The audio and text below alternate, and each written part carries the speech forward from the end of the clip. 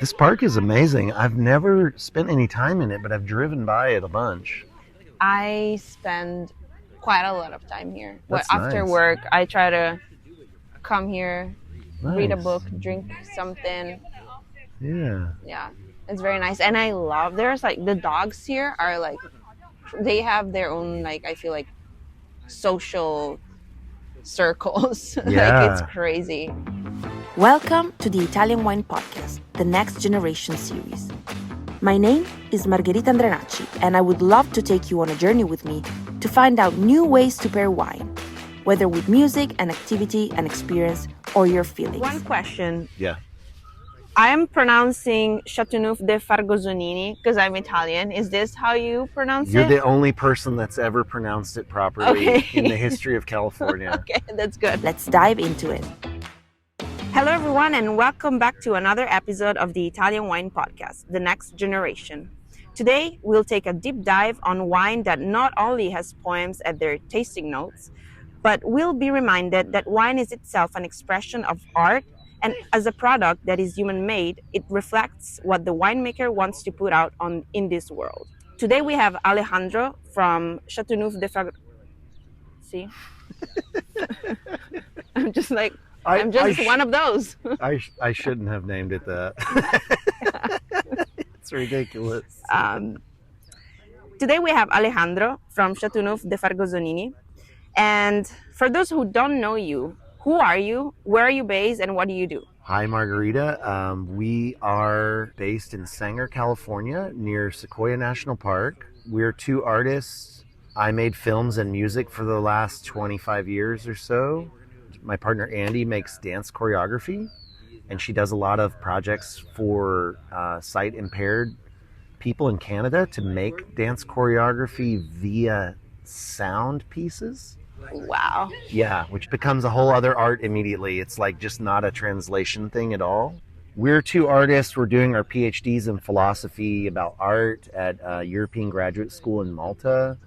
And we started making wine a couple of years ago and giving it away at wine fairs, and people kind of got into it. We experiment a lot with the wine. We don't add any chemicals at all. None of the wines have sulfur in them. None of them are filtered. And we're trying to work with the maybe like terroir of the future for a lot of the world where it's getting warmer. We have a 9-acre vineyard where it's very hot and very cold. And so our vineyard, we plant as many cuttings as I can get from anybody. Mm-hmm. Anybody's listening and wants to give me cuttings, I'll show up. Yes. I'll do all the pruning for you. So we have about 70 fruits and grape varieties and hybrid grape varieties that are all in the vineyard in between the old vines that are Grenache. And we experiment a lot with other styles. We do stuff that nobody really does in North America, like Rancio wines, Madeirized wines. We let stuff get cooked in barrels in the sun, and it really stabilizes, and all the fruit becomes dried fruit. And I love that. we also upcycle a lot of fruits that nobody is going to use from organic farms. So Yeah, I wanted to ask you about that. Upcycling. So, yeah, you make wine from food waste, basically. So, can you tell us more about it? yeah, so there is an estimated $218 billion of food waste in America, which is something like 38% of all food made or something grown. And most of that happens at the farm level. So basically, like this fruit right in front of you, it doesn't make economic sense for somebody at this farm level. And like, it's a pretty large farm, but in the world of farming, it's not that big. It's like 120 acres. So they have a big output, much bigger than like my farming project, but they don't have the economic incentive to like turn everything into jam or dry it all. Mm-hmm. They dry a bunch of it, but they can only sell so much dried fruit. Yeah. So they call me when they have stuff that's really ripe, it's in cold storage. If they move it to LA or the Bay where they sell all their organic fruit, it's going to go bad on the way there. So I'm 10 minutes away. I can go pick it up and put it in my press and make a wine. And then the fermentation which is like an ancient thing humans figured out a long, long time ago. Fermentation can make food last way, way longer, right? Either some sugar, some salt, something has to be in there. Usually, the yeast needs to eat some sugar. And yeah, then you can make stuff last forever. So it's kind of about extending the telos of that fruit to be like, instead of it's like going to go bad in 24 hours, we can have a nice wine from it. Like this one is like 2 years old. So, we can, and that could last quite a lot longer. Probably like, I don't know how age worthy it is, but it has a lot of tannins and stuff. So it probably lasts like 5 or 6 more years at least. That's beautiful. And what kind of fruit do you get? This farm is mostly stone fruit, but we also do citrus. We do plums, pluots, apricots, nectarines, blackberries. Some of the stuff is wild also. So then it's not, it is wasted food, but it's basically like something that grows in our vineyard, like blackberries, mulberries, figs are all wild where I live. So, that's kind of a different story. That's more like gleaning, but it's still, getting a resource that's untapped basically and trying to be more efficient. So we're basically taking all these calories that are a lot of them would just become food for insects, which sometimes that's even a problem. If they mulch it all, the insects can come and mess up their trees or whatever, right? So, we're just trying to take those calories and stretch their lifespan out into something else. And then it becomes wine, and it goes from nourishment of your body to like more nourishment of your soul, maybe, or something like this. For sure. A lot of the calories become alcohol, and, it becomes a whole other thing. But yeah, we've experimented with over 70 fruits. Wow, that's a lot. And I wanted to ask, how have you gone into it? Like, how did it happen? What inspired you? Yeah, I hate this thing where it often happens in the media or like from big companies or the government where they want to blame the consumer for the world getting hotter and stuff. And it's not necessarily the consumer's fault. It's like a giant conglomerate's fault. It's the government's fault. It's the military burning huge amounts of oil, whatever. Yeah. And then they are like, but you need to you need to have a paper straw or whatever it is, right? Yeah. The paper straws suck, unfortunately. The metal ones are pretty good. Sometimes they ruin the taste of things, though. Or if you don't have celiac disease, just use a bucatini spaghetti. Totally. Yeah. I love that. How did it start? I had made mead and beer in my closet and in my kitchen, and I'd fermented lots of foods. But mead is really how I got started, and it was just chance. We had a film shoot. Somebody at Craft Services bought like 40 pounds of organic honey. I don't know why. Okay. And then I made that into mead because we didn't eat 40 pounds of honey. We were only like 8 people. It was crazy. That's a lot of honey. So I made mead. The first thing I made was weird. It had mesquite wood, this spicy wood from Texas. It had some wild jasmine flowers in it. I was putting that in there to try to get yeast in it. And then like some years after that, I was back in California. I had shown my films in LA for a while. The pandemic started. I was not going to stay in LA for the pandemic. It's like being in a horror film to me. So I left for the mountains of Santa Cruz, and I lived in the middle of nowhere up there. And I saw some wine barrels for sale from a brewer, actually. They were actually whiskey barrels. And I decided I was going to buy them and make wine in my yard. I convinced my landlord, who thought it gave her cultural cachet to have wine made in the yard, to let me do it. And then like I started looking at the vineyards and the grapes around Santa Cruz, and I didn't know anybody, and they were really expensive, like $3,000 a ton. Wow. So I start combing the internet, and the place where I live now, they were $300 a ton. And they were unsprayed. They were organic by default because nobody farmed it. 15 years wild. So maybe before that, somebody did some things to it. Yeah. All those things are long since gone in 15 years. So I call the guy, I drive way out there. I'm like, okay, the grapes are 10% of the price. And he just found that price in the Farmer's Almanac. No way. Yeah, that's what it told him wine grapes are from in his county. Wow. Nobody bought them ever but me for 2 years. And every year I'd make some wine in my yard. People like it. We would drink it, trade it with winemakers. Winemakers liked it. So I was like, I can make this into a company. People are enjoying this. So every time I saw him, I would ask him if I could rent the whole vineyard. And the second year, he said yes. Nice. He was tired of messing with it. He would do all this stuff and nobody would buy it. So we moved out there off-grid 3.5 years ago about, and started. We don't really farm it. I've met a lot of people, especially in Napa and Sonoma, fancier spots. They buy a place with the vineyard. Yeah. And they hire the wrong person, or they get the wrong information somehow, and they mess up the grapes, or they kill the grapes, or the thing gets over pruned and it doesn't make enough fruit the next year or whatever. Sometimes they actually kill them. I didn't want to be that person, and I had all these people telling me what to do that I knew, and I was like, I think a big part of the project is I don't mind saying no to a lot of things. So I said no, and it still has never been pruned. We've done some experiments. Wow, never been pruned. Wow. Maybe 15 years. Yeah. So they're giant. They look kind of like my hair. They're just everywhere, and they're like, some of them are like 7 feet tall. There's trees growing in there. No way. Yeah, they grow up the trees because that's the evolutionary thing, is the vine's supposed to make the fruit on the top, and the birds take it away or whatever. So it's really wild. And then I have all my baby vines in there, which are way more well-kempt, but they're in between the big ones. And so, it just became a whole project. The upcycling thing started because I was interested in making other fruits into wine, and I was already doing it in smaller amounts, and I just kept trying to find bigger and bigger producers that still had the same kind of values, like organic farming and stuff.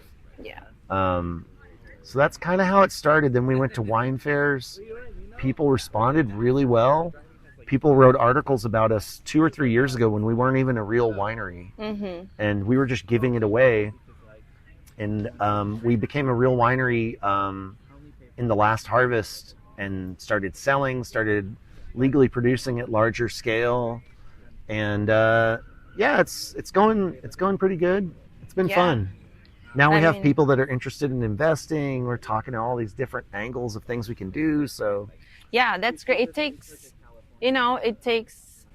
a vision, first of all, and then I would say a lot of courage to just, go with your vision. And you can really tell that there's like an artist's mind behind it, I would say. But before we go to that, I hear you just mentioned that you bought whiskey barrels. Yeah. And did you use those barrels for making the wine? That's super interesting. If I had thought about it, next time I see you, I'll give you one of the wines. We probably have like 20 bottles left. Okay, yeah, that would be so fun. It's really weird. Even though they had been whiskey barrels, I think it was like a bourbon, like a fancy bourbon company, they still had a lot of toast flavor in them, like the smokiness. And the wine is pretty simple. We stepped on Grenache, it fermented, and then we put it in there with gravity down a hill with like a siphon hose. And then we left it in there for a year and bottled it. And the wine is like got this crazy mushroom thing now. Wow. And it doesn't taste like wood really at all anymore. Oh yeah, it's been some years. Yeah, so that was the first time I ever did it, like winemaking. So I had like a crappy thing to put the cork in the bottle, and the corks aren't great, and so the corks are all halfway out. But some of the bottles are still good. We drank one the other day, and with our guy that was helping us at harvest. Yeah. So I was like, you got to try the first one. Yeah. And it was kind of special. Does it have a name? Did you give it a name? No, actually, not really. And Andy, she really thought it was going to be not good. Okay. Like when we were making it, because like winemaking is kind of nasty. Like you're stepping in all this like pudding at the bottom of the thing, all the lees and the yeast and stuff. And so the project has also been a series of her being like it's incredible that this is good. I remember like standing in what seemed like mud. And I'm like, yeah, this is the mud. This is the dirt, like you were saying. You know? So yeah, both you and Andy are artists. How do your respective practices influence the way you approach the winemaking process? So Andy danced and did ballet when she was young and quit and became a modern dancer, more freedom and none of the messed up stuff about ballet. So she's actually the person who steps on everything. So she's dancing. Yeah. Okay. So there's that. And then, you know, I mean, that's a really straightforward answer to that question. She just steps on the grapes because she dances. Yeah, and that's beautiful. She did mention crushing the grapes by dancing on them. And I was, you know, when she was telling me about just crushing the grapes by dancing, I imagine, I don't know, has it ever happened that like a whole thing, choreography comes out, or like I just envision it as a process, and of course that's what she does. She dances. So it's funny. It's like it's so utilitarian. It's like a forced march where you're like looking down. I try to make it fun. We put on music. We get an umbrella in there. We get the wine. I always make it a point that we have to drink the wine when we do it. Yeah. Because it's part of the thing. And you know, if we have a lot of labor to do, sometimes that's a bad idea to have very much. Because it is very labor intensive, and we're so tired during that time that when you drink alcohol like that and you're physically laboring really hard, you're like tapping into some ancient human activity, right? Because humans we're like a caffeinated society now. So that we can make everybody work more and get up at these weird times and work in factories at night and all these kind of things, right? We used to just be an agrarian, basically alcohol society. A lot of places they couldn't drink the water without it being alcohol. And they'd wake up really early and work in the fields and start drinking and eating and go to sleep. I don't know. I just think as far as the dance, you know, we have our moments, but it's funny how it can, and it depends on the grape a lot too. The Grenache is easy to crush. Cinsault is really easy to crush. Most of them are easy to crush. The Sagrantino is like so hard and weird, and it takes forever to get any juice out of it. And it's not a foot crushing grape, really. Takes some real frustration too. Yeah. Like normally I get in there and I'm like heavier than everybody else doing it, and that helps a lot. Like just to move my body around is like I can crush some grapes, you know. And Sagrantino, sometimes it'll be like 45 minutes and you start to see some juice. You're like, am I doing anything? That's a lot. Yeah. But yeah, if in the future you need some music motivation, I'm happy to come help. I love that. Yeah. Come DJ for us, please. Oh my God. We have a real winery now too, so it's like, you know, climate controlled. It's not, we can take them in there and let's do something about it. Cool. So let's talk about, since you mentioned the Sagrantino, let's talk about it. It has a Nietzsche quotation on it. Why did you choose a Nietzsche quotation? Is that a pairing? What was the concept behind it? The Nietzsche quotation is about non-knowledge, and I'm really interested in this in my PhD. It kind of depends on how you think the universe started. If you have a strong opinion about it, a lot of people don't. But used to, all the philosophers talked about the universe starting with God, right? Generally, not everybody actually. There were some ancient ones with a different kind of conception. But generally speaking, you know, Nietzsche's responding to these more religious people before him. And he's talking about how if there wasn't a God to start the universe, then all this knowledge came out of non-knowledge. And he likes to talk a lot when he talks about art particularly, but it's useful for other things, to talk about how it's not real art unless it's constantly concealing and revealing itself in this like rhythmic pulsation. So if it's written out and you know every single iota of it, it can't be art. It needs to have another side. And so the wine's called The Night is Also a Sun. and it's about how you can find revealing in the concealing. Yeah. When the light goes out, you can still use the night to guide you. It sounds kind of corny. It's a quote from my friend Mark Roth. He's an amazing painter. We have a painting of his in the winery now. He went to our master's program. He says that creativity is the ultimate unlimited renewable resource. Oh, yeah.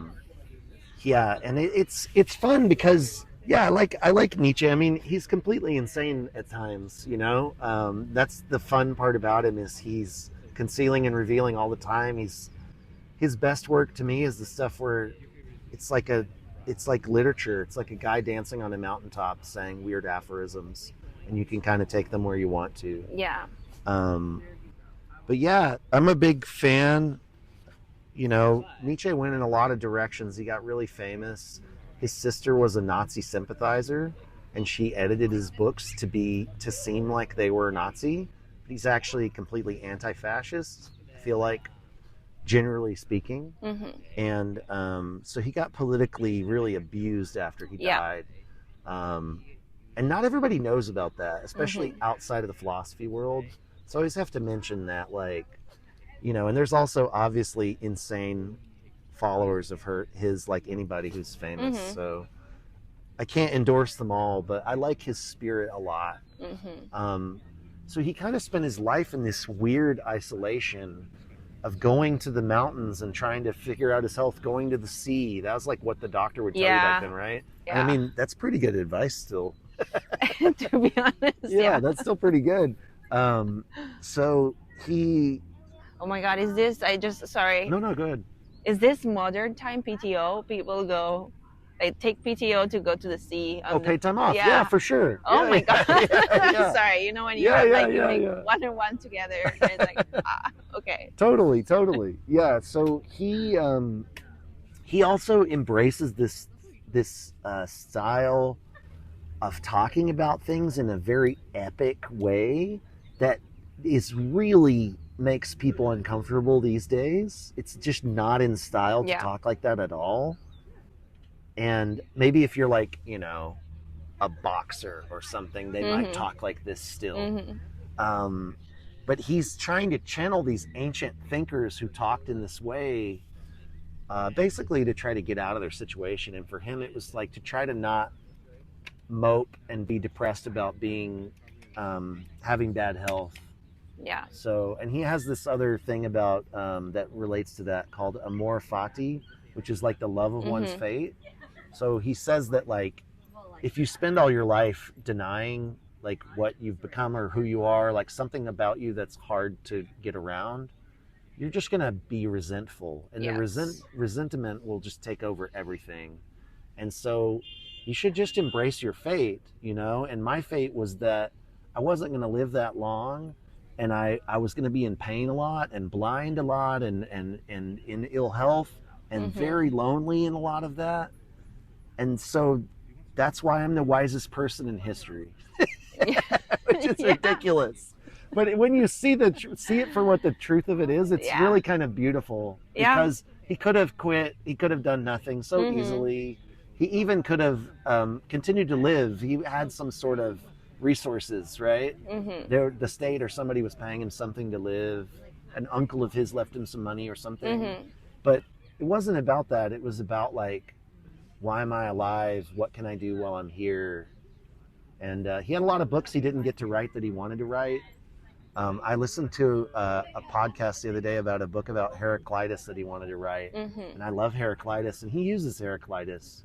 Heraclitus is famous for everything is becoming always, nothing is ever being. So you never step in the same river twice, because the river's different and you're different. For sure. And I like that a lot with the wine too. We talk about the wine as a becoming. It's always changing. And, like, you know, we make it outside in a hot place. It gets kind of stabilized. It gets cooked a little bit. And that's basically totally antithetical to the way most of my friends make wine. They refrigerate it from the ferment on, right, till you drink it. Yeah, but that's why we love something that is different. There's no rules. Yeah. unless the only rule I would say, embracing your faith, make it like it feels good. Does the process feel good? Does the result feel good? Not just the taste, like doing it. Does it feel good? Yes. Then this is it, and I really love all of this, and I really love all that you shared about Nietzsche, and that's why I wanted to ask, because when I saw the quotation, I was like, okay, I know there's probably a world behind it, Yeah. and not just behind it, because on the front, on the label, it's the label. I believe you mentioned that it comes from a film you shot. Yeah, you can And watch parts of it on my website. It's dalparadiso.xyz. yeah, Yeah, it's a film I made in Colorado with Andy's in it. My father's in it, which was very funny. He's a really good actor after about 40 takes. So he didn't need to talk very much, so we got it. And my friend Susan Strauss is in it, who is a horse trainer and a painter, and this legendary woman in Colorado. And I met her in Europe at our art school. Oh, and Mark Roth is in it, the guy I quoted earlier. Just he has a cameo. But I gotta watch it. I know you mentioned it. I will watch it. It's not all after there. this. There's just some trailers, but Yeah. I'm still chipping away at it over time. Eventually, it'll be a whole long film. Nice. I really want to keep up with your project. Everything is so interesting. So Chris Renfro claimed that your wine is the wine of the future. Can you speak on that for a bit? I when he first said that, I was like, that's ridiculous. I can't accept that. And then I was like, I guess it's like a possible future. Yes, Because very possible. The world's getting hotter. We're in the hot place already. This is what it might be like here someday. Probably not. The ocean is a giant air conditioner, basically. But, away from the Pacific Ocean, it's definitely getting hotter inland for sure. Mm-hmm. And we grow hybrids. That's something me and Chris have in common. He grows hybrids at the only vineyard in San Francisco somewhere. And he has this 280 project. Yeah. Teaches like the youth how to do farming and make wine, and really, really amazing. So I met Chris by trading cuttings with him, because I just give away cuttings. Cuttings are really weird. They're basically someone's trash, but people act like they're made of gold if you want them. So Yeah. I met him by just giving him some, and whoa.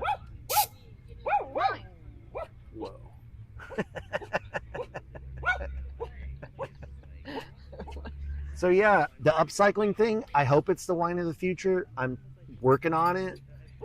It is definitely scalable. Even though I only use organic fruit, there's way more organic fruit production than I'm involved with.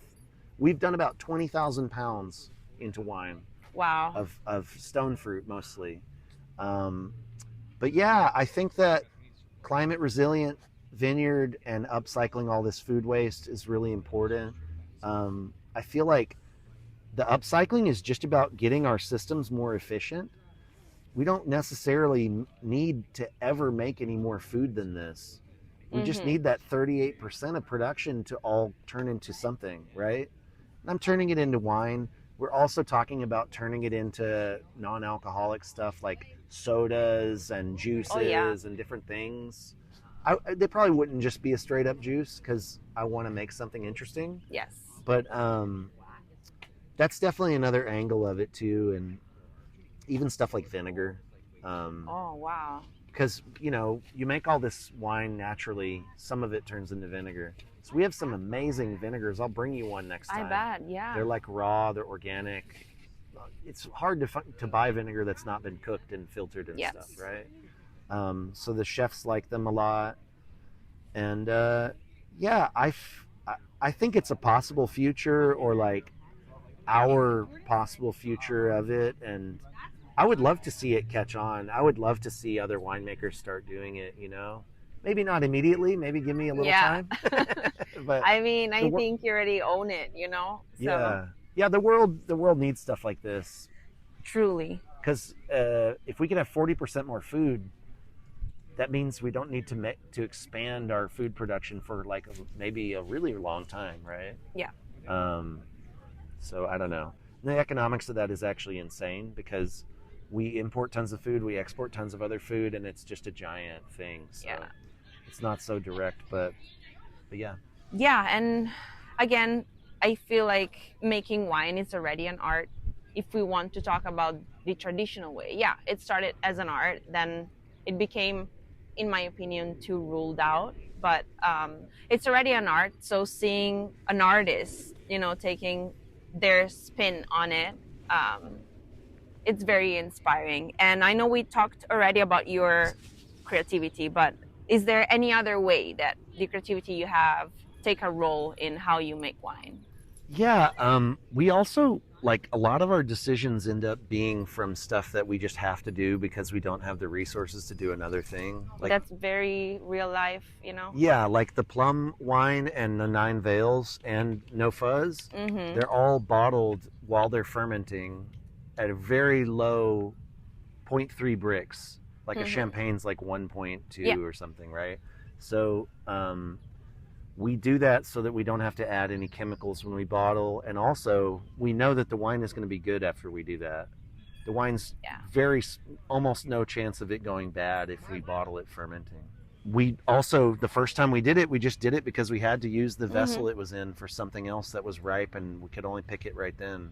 So yeah, the creativity goes hand in hand with like just being utilitarian and using what you can. I think winemaking, which is older than civilization that we know, is crazy. It's like I know. 20,000 years old or I know. something. Like, I remember there was a time when they were like, it's 8,000-year-old tradition, and then they found even older stuff. So I think that for all of that time, and I'm sure there were many, many, many wine wizards that had a feel for it, knew some stuff that was basically science but not called that or whatever. Some of it was probably called science in Greece or somewhere. They were way more Dionysian. And making wine is older than the idea of Dionysus. And Nietzsche is famous for wanting society to become more Dionysian. And so, and then that's something that I love to talk about. Like, I feel like only the last 100 years has winemaking become this like Apollonian chemistry, math, numbers. How much yield can we get out of this? If we squeeze it harder, we can get some really bad wine out of the end of the thing. And if we do this to it, we can blend it with the good wine. Like a totally soulless endeavor, basically. And I feel like that's the way the big companies are now. And, some of them they're not hurting that bad, but they're down a little bit. Yeah, I don't know. I think that a return to something more Dionysian is more honest and more fun. Like, they're never going to be... It's funny, too, because people think that I take these huge risks by not sulfuring the wine and the way that I do things, but I have a method that works. Like, I pick things that are ripe or overripe, and they have way more antioxidants and a little more alcohol, but the wines end up not having that much alcohol, maybe from evaporating in vessels and stuff. Yeah. So yeah, I don't know. I think the Apollonian time for wine is dying, and I think that there's at least a pretty good, and there's places like Georgia where they never quit making the wine they always made. Yeah. So they're still doing things very Dionysian. They do things like me, but even crazier. I mean, they'll bury their wine for like 3 years and never taste it. They might taste it after a year or two, and I think that's the way that it used to be done, and I'm interested in that for my own reasons. And a lot of that, I have to say, a lot of this project is very selfish, and it's just about me wanting to try new flavors and taste new things. My girlfriend is always tired of me experimenting in the kitchen, and when new people come, they're like, this is amazing, I've never had this, and I'm like, I've never had this either, I made this up. And my girlfriend is like, please don't get him excited about this. I'm trying to make a traditional Italian pizza, and he always makes a weird pizza, and I make the normal one, and like, so, I mean, she's very creative too, but in the cooking she's like way more about the traditional classics. Yeah. So I also have a problem, and a lot of this is like my compulsion. And I think that sometimes people see it as just that, and that's okay with me. But there are bigger themes. There's other things that work behind the scenes. It's not just about me being a flavor freak, but that's definitely how it got here.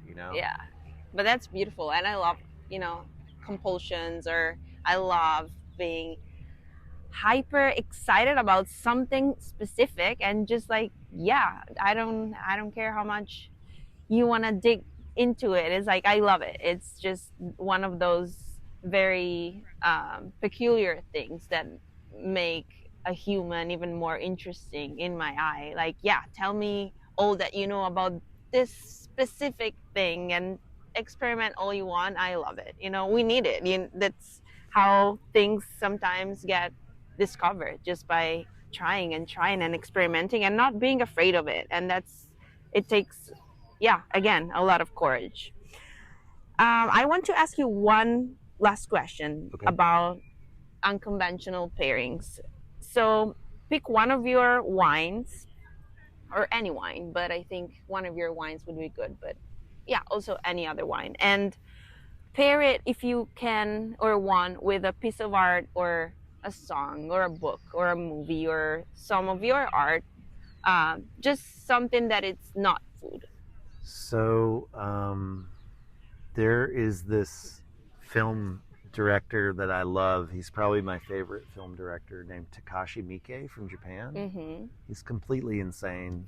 Okay. If you look him up, it's like you might see he's just the most diverse genre mixing director.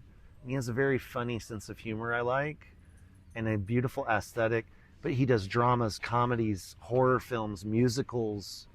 He makes children's movies that have huge budgets in Japan, and anime, and he's kind of slowed down, but he used to make about 6 films a year with this Japanese like workaholic film crew. Like one every 2 months. Yeah, and he would just take like a famous anime or manga or book and rewrite the whole thing, and oftentimes just totally forget whatever the book was about, and just make this crazy film as fast as he could. Yeah. And he's very famous. They put him in the Academy Awards. He's like a member of the Academy like a couple years ago, which made me die laughing. Like, I was like, what? Amazing. But he's also famous for like his horror films that are like extremely graphic and like push the boundaries of. They were like, we want to put a movie of yours on HBO, and he just made it to where they couldn't put it on there. It was like a challenge to him. But he has this film that I really love called Gozu, which is extremely surreal. It's kind of terrifying at times. It's really weird. It's a Yakuza gangster film where they're like looking for this guy who's kind of disappeared. And they go to this place where nobody really seems real in rural Japan. It's really weird. Yeah. It's really strange. I would need to watch it. It's at times, it's kind of like, it starts out like a terrifying gangster movie, and then it becomes this crazy fever dream. And I feel like that wine, Locally Hated, that has my picture on it, which shout out to my neighbors. I made that because of this neighbors I have that told me organic farming isn't real. Okay. So I feel like that wine, it is the Nine Veils, but the Nine Veils was bottled while it was fermenting and has all the fruits and stuff in it. And this wine was put in a barrel, and it's outside in the shade, but it basically gets cooked. And it's nutty, but it still has the Picpoul Blanc's high acidity. It's got some dried fruit flavors, but it's like halfway between Kummerspeck, which is fully cooked in the sun, and the Nine Veils, which is fully like a regular old high acid fruity wine. And I feel like there was a woman tasting it at Bay Grape, shout out to Bay Grape, yesterday, who was really cool. And she said, this wine is a roller coaster. When I first smelled it, I felt something. I tasted it. It went in a completely different direction. And then the finish was like roasted nuts, and the acid just disappeared for all this like caramely cooked barrel stuff. And I feel like that movie is in that That's what I want to be doing. Okay. I want to have wines that are like this wine is more one-dimensional, Yeah. but it's because citrus oils are not a wine tasting thing at all. It's like an aperitivo or something. Yeah. But yeah, locally hated. I was really happy it turned out. I hadn't opened the barrel in like a long time, so when it tasted that good, I was like, let's bottle it all, let's label it all, and get it out of here. Yeah. Before we cook it into nothing. That's beautiful. I can't wait. Now I really want to try this wine watching the movie that you just mentioned. Oh, yeah. Yeah. Yeah, I will say the movie is like at times graphic and like it's weird. It's weird. I love to be left confused. Great. So. There's like a little bit of weird sexual tension in one part. He like stays at this inn in the middle of nowhere and it's weird. It's really, yeah. But it's seen as like a comedy. It seems like you have a great sense of humor. I think you'll really enjoy it. Okay. Yeah. So anyway. Well, I mean, I think we have plenty of things to, get inspired by and while sipping your wine. So thank you so much for being here with the Italian Wine Podcast, and let's organize a grape crushing event. Let's love that. Do it. I love that. Yeah. And if anybody wants them in the city, they're at Gemini Bar and Bottle, Friend of a Friend, Chris Renfro's shop, Bay Grape in Oakland, Redfield Cider in Oakland, a couple of other, the Laundromat, which is fun, like a bagel place. I love Yeah, they're fun. They gave me a lot of bagels the other day. And you can buy them online, Châteauneuf.xyz. You Perfect. can figure out how to spell that. Yeah, we'll link everything in the description, and everyone should check them out. Thank you, Alejandro. Thank you so much. It was a pleasure. Yeah. Thank you for joining us today. Let us know your thoughts on our social media at Italian Wine Podcast and follow us to keep up with the next generation of Italian wine people. Make sure to check out my latest article where we dive into music and wine on the Italian Wine Podcast website. Cheers!